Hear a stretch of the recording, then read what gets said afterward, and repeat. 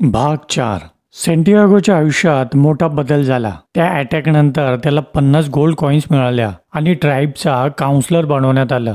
जणू काही त्याची मेहनत आता फळाला येत होते. पण या सगळ्यानंतरही त्याला मनातलं एक स्वप्न पूर्ण करायचं होतं, खजिना शोधायचा. म्हणून तो अल्केमिस्टला भेटायला गेला. अल्केमिस्टने त्याला आपल्या तंबूमध्ये डिनरसाठी बोलावलं. डिनर झाल्यावर त्याने सेंटियागोला सांगितलं की आता पिरॅमिडकडे प्रवास सुरू करण्याची वेळ आली आहे. पण सेंटियागो म्हणाला, माझा खजिना फातिमा आहे. तिच्या रूपात मला सगळं मिळालंय. त्यावर अल्केमिस्ट हसत म्हणाला, तुला फातिमा पिरॅमिड मधून मिळाली नाही. ती तुझ्या प्रवासाचा भाग आहे, खजिना नाही. अल्केमिस्टने त्याला उंट विकून घोडा घ्यायला सांगितलं, कारण घोड्यावर तो जास्त विश्वास ठेवू शकेल. रात्रीच्या वेळी ते दोघं एकत्र प्रवासाला निघाले. अल्केमिस्टने सेंटियागोला डेझर्ट मध्ये मार्ग दाखवायला सांगितलं. सुरुवातीला सेंटियागो थोडा गोंधळला, पण नंतर त्याला कळलं की जिथे रस्ता दिसेल तिथे चालत राहायचं. एके ठिकाणी सेंटियागोच्या घोड्याने अचानक थांबून खणखणीत आवाज काढला. तिथे त्याने साप पाहिला. हा साप एक ओमेन होता, ज्याची अल्केमिस्ट वाट पाहत होता.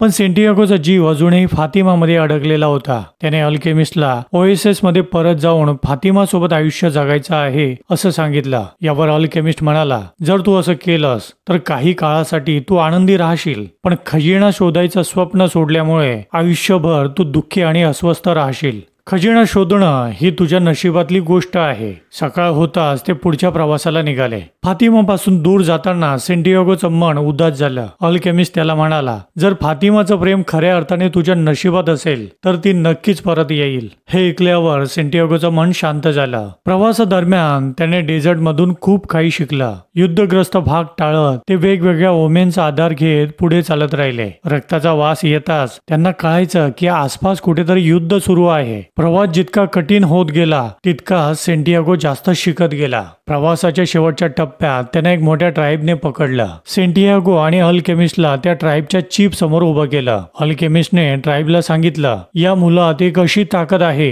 ज्याने तो वारा बनू शकतो. जर त्याने हे दाखवलं नाही तर 3 दिवसांनी तुम्ही आम्हाला ठार मारू शकता. हे ऐकून सेंटियागो हादरला. वारा बनून दाखवणं म्हणजे काय? त्याने कधीच अशा गोष्टी केल्या नव्हत्या. तो घाबरला, अस्वस्थ झाला. पण अल्केमिस्टने त्याच्यावर विश्वास ठेवायला सांगितलं. अल्केमिस्ट म्हणाला, तू आतापर्यंत खूप काही शिकलास, पण आता हे सगळं सिद्ध करण्याची वेळ आली आहे. सेंटियागोला आपल्या डेस्टिनीवर विश्वास ठेवायचा होता. आता पुढे काय होईल त्याला माहिती नव्हता, पण त्याला खात्री होती जे काही होईल ते त्याच्या डेस्टिनीचा भाग असेल. पुढील भागात आपण पाहूया सेंटियागोचं खजिन्याच्या शोधातलं अंतिम पाऊल.